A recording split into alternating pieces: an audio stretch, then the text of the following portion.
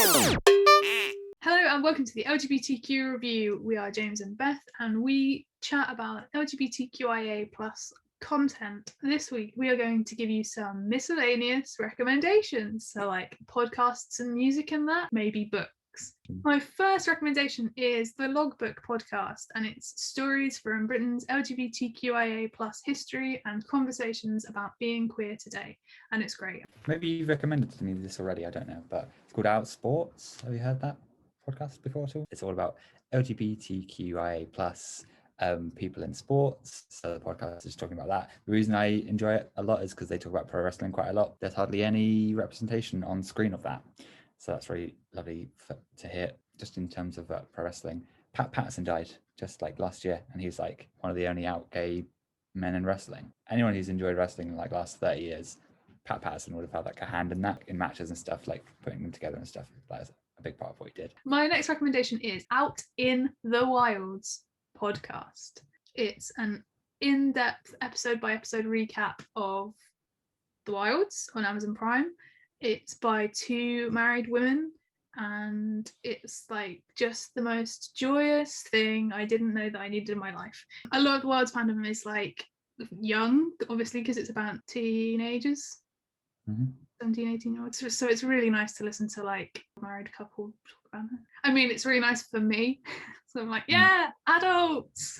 I can interact with this. They're also on Instagram and they're on Twitter. They do Desert Island Partner of the Week. That's part of the podcast. Every week they choose who they would want to be trapped on a desert island with. I'm going to make you do that when we do our 4D watch. It's like listening to two friends chat about my favourite TV show, which is nice because I can't talk to anybody. I can't talk to any of my actual. I mean, I have made friends through it, but like, I can't talk to you about it. Yeah. Critical Role on YouTube, which is really good. I think like lots of like role-playing games, Dungeons and Dragons, are really good for LGBTQIA inclusion because it's like a YouTube channel and it's live.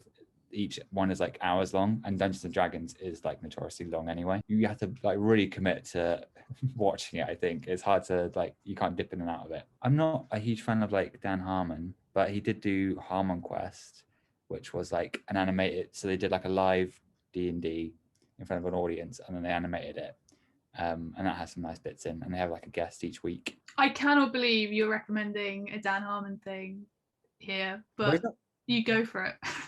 Let's move on. Next one. Do you have one? My next recommendation is Into the Wilds, the podcast. Look, this is all I like, okay? I think we can. It could be worse, right? I could be recommending like specific fan fiction. So I've really drawn a line for myself and what I talk about with my real life friends and on the internet. So Into the Wilds is a podcast where three 20-somethings discuss their love for the wilds episode by episode, and they're in Australia, and it's good. So what order, like if you were, so for someone who's never seen it, what order do you have to do all these things in? Do you watch it all and then you listen to something, or do you watch an episode and then you would listen to? Well, it depends, right? If you were really into it, like me, then the way to do it would be to have watched all of the Wilds and then listen to Out in the Wilds podcast one a week and rewatch that episode. So you rewatch the episode and then you listen to the episode. But I think a good way of doing it for a normal person would be to watch episode 1 and then listen to episode 1 of the podcast. My next recommendation is Wheel of Misfortune. It's a podcast with Alison Spittle and Fern Brady. It's on BBC Sounds, and basically they spin a wheel and it lands on like a subject like bad sex or holidays, and then the audience send in some voice memos about like their funniest experience with whatever the subject is, and then they get a guest on to tell their funny story about that thing, and it's very funny and sometimes it's pretty gay. So I have one music recommendation, which is Arlo Parks, a British singer-songwriter and poet. I know it's kinda dumb, but I miss the way you dressed all punk, with the black and the studs and the ripped up gloves. Bet she loved your tough guy front. So take your orchids elsewhere. Her debut album Collapsed in Sunbeams came out this year. and it was released to critical acclaim. I think she's nominated for some Brit Awards, maybe, if Dua Lipa isn't nominated for all of them. Actually, they're probably nominated in the same categories, aren't they? I don't know. Maybe they're not. I really like some of her stuff. And some of the like music videos are very beautifully shot. And she's great on Instagram as well. Follow her on Instagram. Let's move on to books. My first recommendation is Her Body and Other Parties by Carmen Machado. It's a collection of short stories and it won the Shirley Jackson Award, which is sick. And it's pretty gay. Like, a lot of the stories are pretty gay. It's like sci-fi-ish, or is that what I mean? So things happen, they're happening in the background of like a mundane setting story. The writing is so good. She's really, really, really great at similes. Like, they're the best similes I've ever heard. Here is one. I felt disorientated like a child who has fallen asleep at a party and woken up clothed in a spare bedroom. Fantastic. I highly recommend that.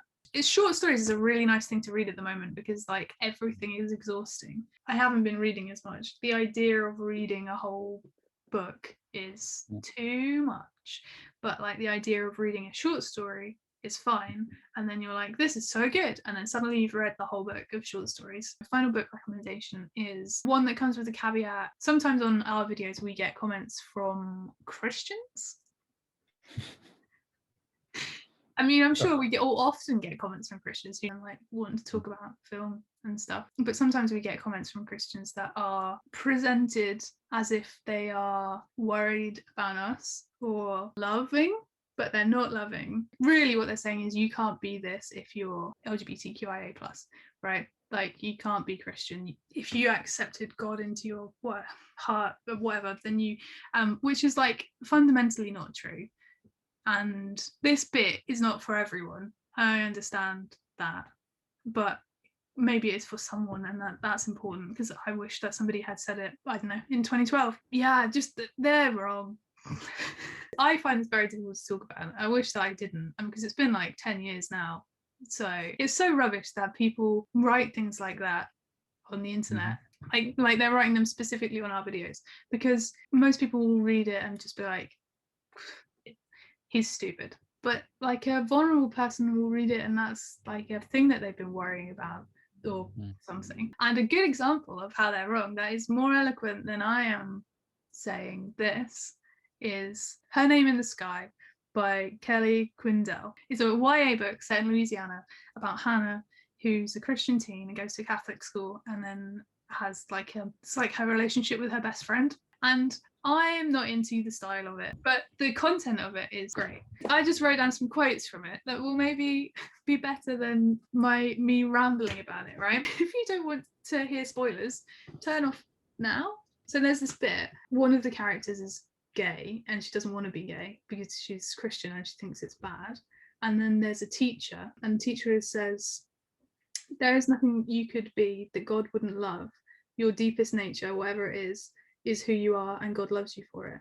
You are good, and no matter what people might say, you need to believe that. Great teacher representation. There's also some great dad representation. There's some great sibling representation when their sibling realizes who their other sibling is in love with, and they're like, oh, okay, great, more of that please, everywhere. Yeah. And then there's some very bad vicar, what's a Catholic? Yeah, vicar. And he's like, oh no, we need to save you. And then the dad is like, hate like that when it's disguised as love or righteousness or pity. I'm never going to subject you to hate like that. Great stuff. And that's what it is with shitty comments on the internet. That's like hate disguised as righteousness and pity and love. And that's the worst kind. Anyway, so the book is great. It's really nice. I cried a lot at the end. It's not sad, it's just good. Can you do the outro? That was our recommendations for miscellaneous things and books. Like and subscribe if you want some more content, or like leave some of your own recommendations for us to look at, because I obviously need a lot of things to look at. But if they could not be books, because I'm not a big reader, that would be great. Follow us at LGBTQ_review on Twitter, and on Instagram we are at LGBTQ review. Thank you. Goodbye.